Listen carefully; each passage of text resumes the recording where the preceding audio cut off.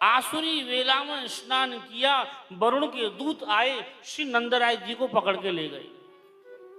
प्रातः काल हुआ, नंद बाबा नहीं दिखे, सब दुनिया दिख गई। ब्रजवासी बोले, भैया कन्हैया, हाँ आज नंद बाबा दिखाई नहीं दे रहे हैं, कहाँ चले गए? बोले यहीं होंगे, कहीं गए होंगे।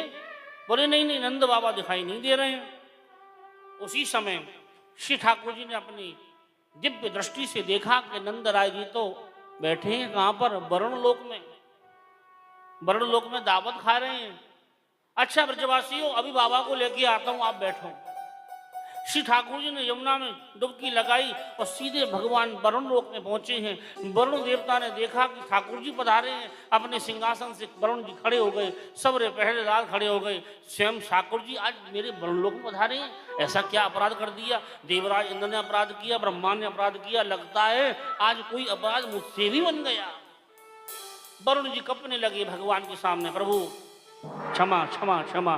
भगवान बोले क्या बात है, क्या बात है? बोले प्रभु ऐसा क्या अपराध है, आपको मेरे वरुण लोक में आना पड़ा? आप आज्ञा कर देते, मैं ही वृंदावन में आ जाता आपसे मिलने। नहीं वरुण, ये बताओ हमारे बाबा को कौन लेके आया, क्यों लेके आया? बाबा क्यों लेके आया, कौन लेके, पता नहीं। अपने दूतों से पूछा, भैया नंद बाबा को कौन लेके आयो? वरुण के दूत बोले, बाबा नंद को हम लेके आए हैं स्वामी। क्यों? इन्होंने प्रभु अपराध किया जल देवता का। देखिए आप लोग कथा सुनिए, अपराध होता है हमसे। क्या अपराध किया? आसुरी वेला में ब्रह्म मुहूर्त से पहले ही श्री यमुना जी में स्नान किया। रात्रि में जिस प्रकार से हम लोग शयन करते हैं, निद्रा में सोते हैं, बंधुओं ये प्रकृति भी सोती है।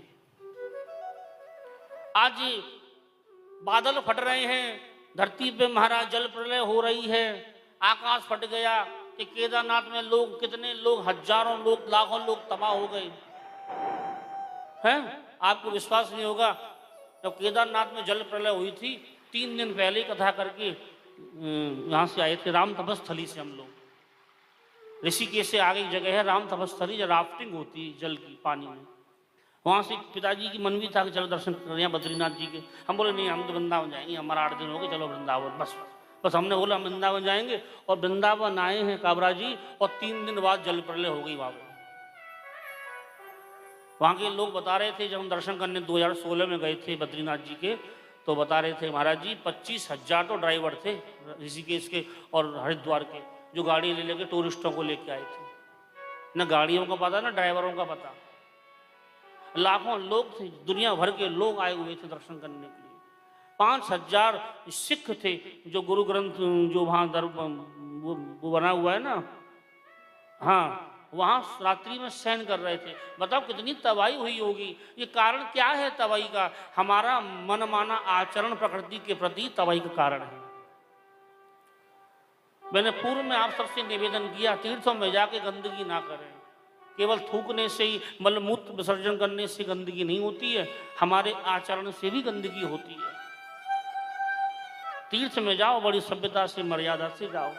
जैसे पितरों का पूजन करें, घर में श्राद्ध हो, पितर देवताओं को ब्राह्मण जिमा रहे हैं तो सिर ढके, समझो कि पितर आए हैं मेरे यहाँ। प्राय करके मारवाड़ी समाज में इसका विशेष ध्यान रखा जाता है। हाँ, आपको भी मर्यादा का पालन करना चाहिए। तीर्थ में जाओ, बड़ी सभ्यता से, मर्यादा से जाओ, बड़ी प्रेम से जाए। आज नंद बाबा ने अपराध क्या किया कि अर्धरात्रि में ही यमुना में डुबकी लगा दी, जल देवता का अपराध हो गया। हमारे वृंदावन में श्री प्रेमानंद जी की जो यात्रा जाती है ना रात्रि में, उसका बहुत बड़ा विरोध हुआ है, कई बार विरोध हुआ है। आपने न्यूज चैनल पर ही सुना होगा। बाबा वृंदावन ठाकुर जी, वृंदावन का जो ठाकुर है, निकुंजों का ठाकुर है, यहाँ घंटी भी नहीं बजती है वृंदावन में। आप बिहार जी मंदिर में जाना, आपको एक भी घंटा टंगा हुआ नहीं मिलेगा। आपको टन टन टन टन घंटी घड़ियाल नहीं मिलेंगे बजते हुए। क्यों? बोले ठाकुर जी बाल रूप में सोते हैं, उनको ज़्यादा हल्ला पसंद नहीं है। जैसे कोई छोटा बच्चा सो जाए तो माता पिता परिवार, भैया हल्ला मत करना, बच्चा जग जाएगा। ऐसे ही हमारे ब्रज के रसिकों की रीति, रहनी सहनी यही है कि रात्रि में हल्ला नहीं करें। तो प्रेमानंद जी से ब्रजवासियों ने निवेदन की, बाबा तुम रात्रि में ढोल बजवाते हो, आतिशबाजी करवाते हो, जी रंगोली बनवाते हो और लाखों की जनता इकट्ठी होती है यहाँ पे आपके दर्शन के लिए, इसको बंद करो। तो बहुत दिन तक यात्रा बंद रही बाबा की। बाबा ने क्षमा भी मांगी ब्रजवासियों से।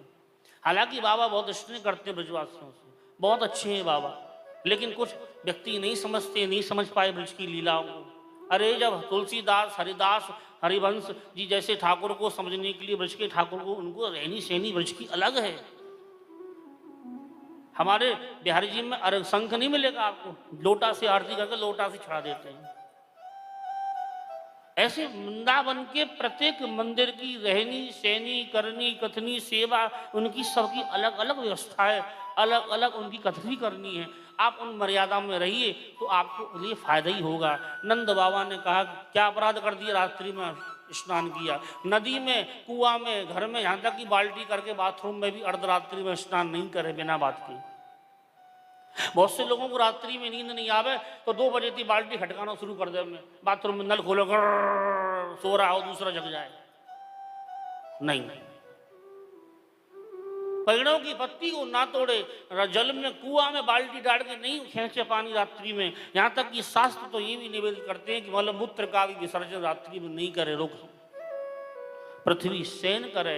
अब आपकी पृथ्वी शयन करती है। हाँ, ज्योतिष को जानने वाले जो ज्योतिषाचार्य होते हैं वो जानते हैं, जब आप नया मकान बनवाओगे, नींव धरवाओगे घर की, तो ज्योतिषी जी के पास जाएंगे, बोले आचार्य जी देखना हम अपने घर की नींव धरवाना चाहते हैं, देखिए अपने ज्योतिष के अनुसार पृथ्वी सो रही है अथवा पृथ्वी जग रही है। सोती हुई समय यदि पृथ्वी सो रही है, आपने नींव धरवा दी तो भूकंप में मकान गिरेगा ही गिरेगा। राधे राधे।